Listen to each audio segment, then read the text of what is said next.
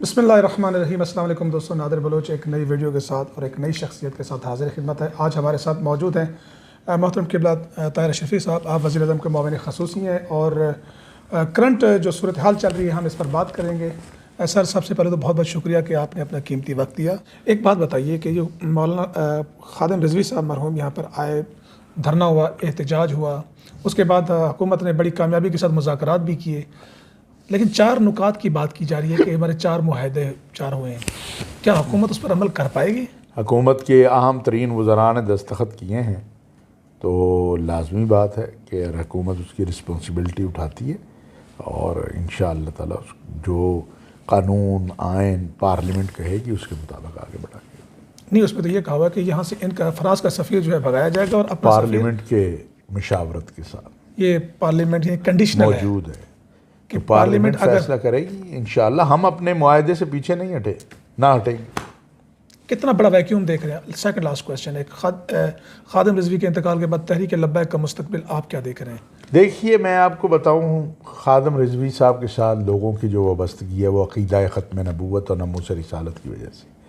اگر ان جیسا یا ان سے ملتا جلتا یا اس راستے پر کوئی کردار ادا کرے گا تو لوگ اسے بھی ویلکم کریں گے۔ لوگ طاہر اشرفی، خادم رضوی، مولانا فضل الرحمان، مولانا سراج الحق، اس سے نہیں، وہ اپنے آقا علیہ الصلاۃ والسلام کی ختم نبوت اور ناموس سے محبت کرتے ہیں۔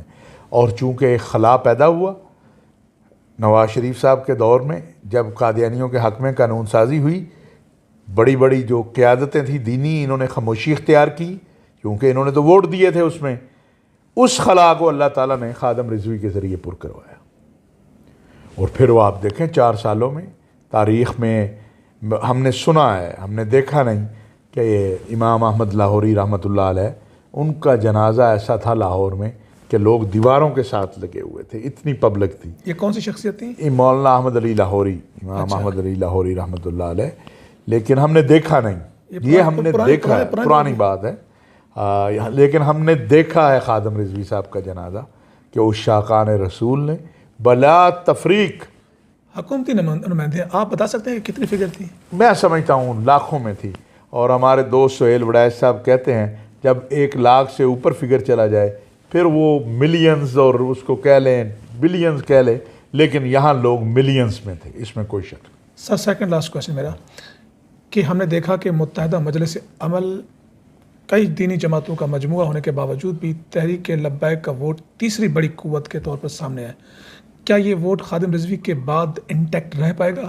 یہ تو اس نئی قیادت پر ہے، ان کے صاحبزادے اب امیر ہیں، ہماری دعا ہے اللہ تعالیٰ ان سے اسلام اور پاکستان کے لیے کام لے، تو یہ تو قیادت پہ منحصر ہوتا ہے۔ لیکن جو اس وقت ووٹ ملے خادم رضوی صاحب کو، میں سمجھتا ہوں کہ وہ کوئی پولیٹیکل اس سے نہیں تھے، وہ ایک جذباتی وابستگی، جو میں نے کہا ہے، رسول اللہ صلی اللہ علیہ وسلم کے ساتھ، اور لوگوں نے دیکھا کہ یہ شخص سچا ہے، یہ دل سے بات کرتا ہے، یہ منافقت نہیں کرتا، لوگوں نے اسے ووٹ دیا۔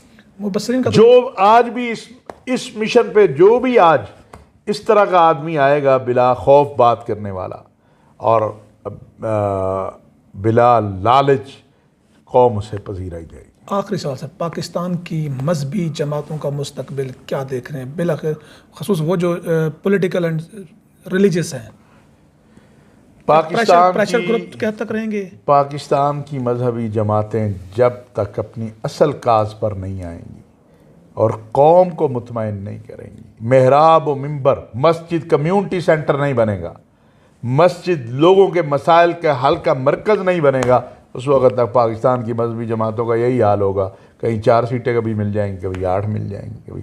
ہمارے پاس سب سے بڑا موقع آیا مشرف صاحب کے دور میں، جب ہمارے پاس 70 سے زائد سیٹیں تھیں، ہم اس ملک کے اندر محمد عربی صلی اللہ علیہ وسلم کا نظام لانے میں ناکام ہوئے، ہم نے کوئی کوشش نہیں کی، 70 سیٹوں کے ساتھ ہم بیٹھے تھے۔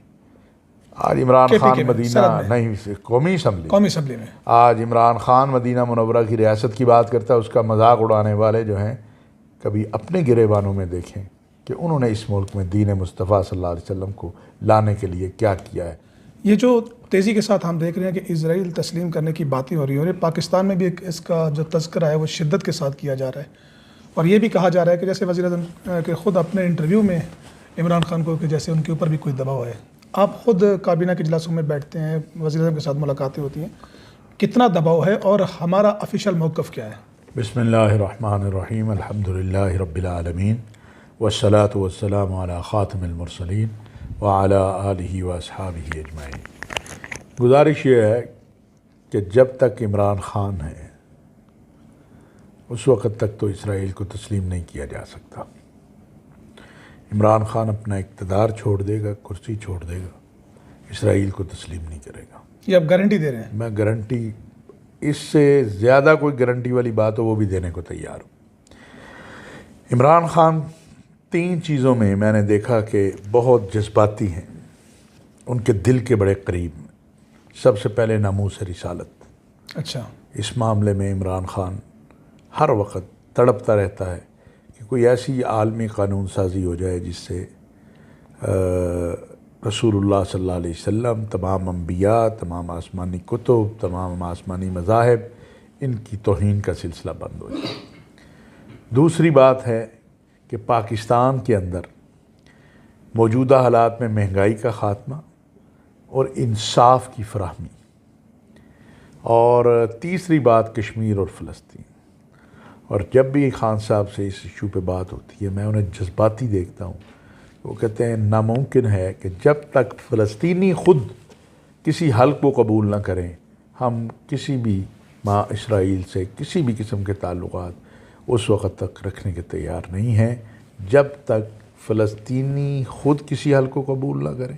جب وہ قبول کریں گے پھر ہم دیکھیں گے کیا کریں. دیکھیں آپ کی بات آپ نے بڑی یقین دہانی کرائی ہے اور بڑا اس میں کہا ہے, لیکن ہم دیکھتے ہیں کہ وزیر اعظم خان کے جو سیاسی حریف ہیں وہ کبھی ان کو یہودیوں کا ایجنٹ کہتے ہیں, کبھی کیا کہتے ہیں. تو بیسیکلی وہ ایک بڑی مذہبی شخصیت ہے, میں نام لے دیتا ہوں, مولانا صاحب فضل الرحمان صاحب. تو یعنی کہ قوم تو پھر کنفیوز ہو جاتی ہے نا کہ آخر کوئی بیچ میں کوئی ایسی بات چل رہی ہے.